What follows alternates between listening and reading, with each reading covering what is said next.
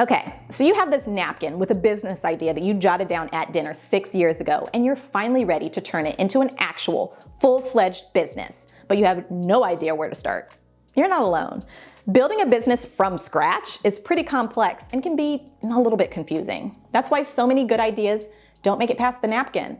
But yours will. And as far as the how, don't worry about that. You know I've got you. Today, let's talk about where to start when launching a business.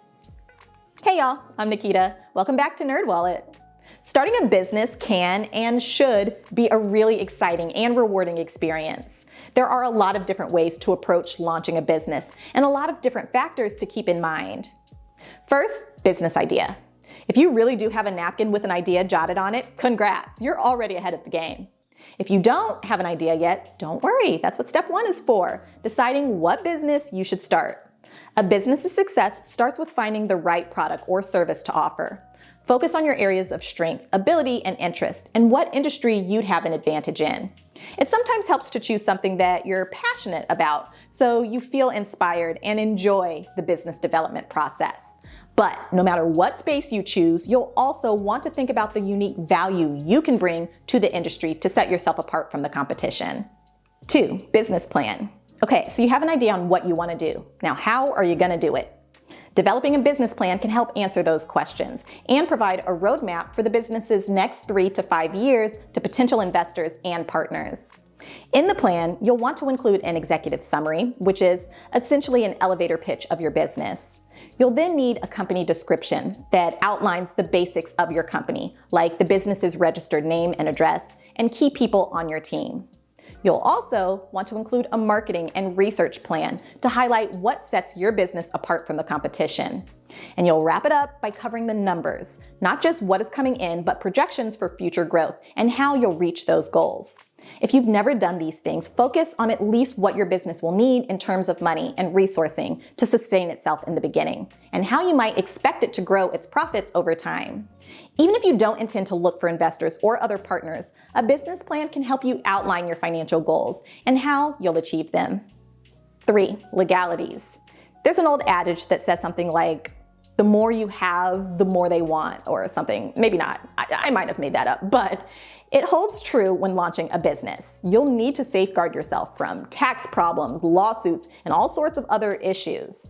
Figuring out the legal implications for your business is an important step if you want to avoid potential headaches down the road. This includes getting a federal tax ID and figuring out your business structure. Does a sole proprietorship make the most sense, or is a limited liability corporation or S-corp the way to go? Talk with a tax pro to figure out which structure is the right one for your business. You'll also need to apply for any licenses or permits that are required in your niche. Food trucks need health inspections, and maybe even parking permits. Clothing stores may require a seller's permit to operate legally. Some cities may require a business license regardless of your industry.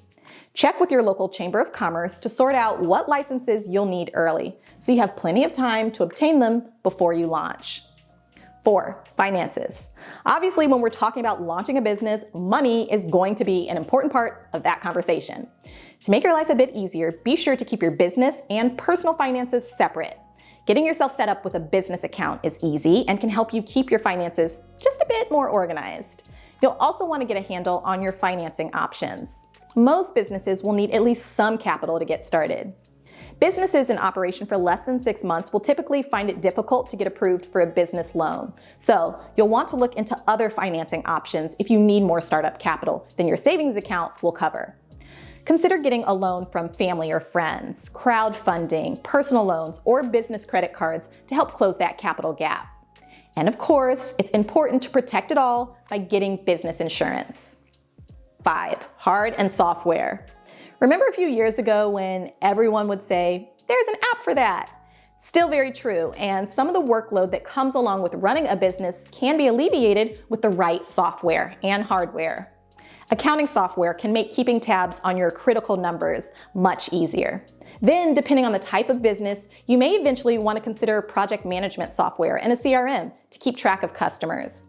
You'll also need tax software if you plan to handle taxes solo, and payroll software if you'll have employees. And regardless, if you'll be operating your business remotely or from a brick and mortar location, you'll need at minimum basic business hardware such as a computer, printer, payment processor, and business phone number. 6. Online presence. Would you make any sort of significant purchase without doing at least a little research? Me neither, which is why with any type of business you operate, you'll need some sort of online presence. The reality is 81% of retail shoppers conduct online research before buying, which means you're doing yourself a disservice if you don't establish online visibility for your business. Even if you're offering a service instead of a product, consumers will visit your website to check for reviews, rates, contact information, and just in general to see how legitimate your company looks. It doesn't have to be a complicated website to get started. Something simple built on Wix.com or WordPress should do the trick. And get yourself an accompanying social media profile up and running as well. 7. Scaling. Okay, you did it. You had the idea, planned it out, got the equipment and website up and running, scored yourself some clients. Congrats, by the way. Now what? Maybe you plan to launch and sustain as a solopreneur. Many business owners do. But if you do intend to scale up and grow, you'll want to have a plan in place for hiring and managing staff. This likely means getting workers' comp insurance, that payroll software I mentioned earlier, planning for HR and compliance regulations, and a lot more. Have a plan for this, both from a financial standpoint and your own bandwidth to recruit, hire, and onboard new team members. And remember, a big part of scaling a business involves outsourcing some of those things that fill up your time and keep you from doing the things that you need to do to grow the business. You'll have to hand over at least some of the reins at some point if you do want to see your business grow. You already know that running a business will take a lot of time, hard work, and dedication. One way to increase your chances of starting a successful business is by going in prepared. Creating a solid foundation before you launch can help you tackle the numerous challenges of your new venture. Hopefully you're not feeling too overwhelmed and that this all helped equip you with some of the tools and knowledge you'll need to get started. There are plenty of resources at nerdwallet.com if you want to look more deeply into any of the topics I mentioned before. And remember, just like anything else complex, take it step by step. You've got this. The world is out there waiting for what you and your business to be have to offer. Once you've been up and running for over a year and feel ready to expand your business, use our business loan comparison tool to find the best banking partner to snag a business loan for your scaling needs. See you next time. Bye.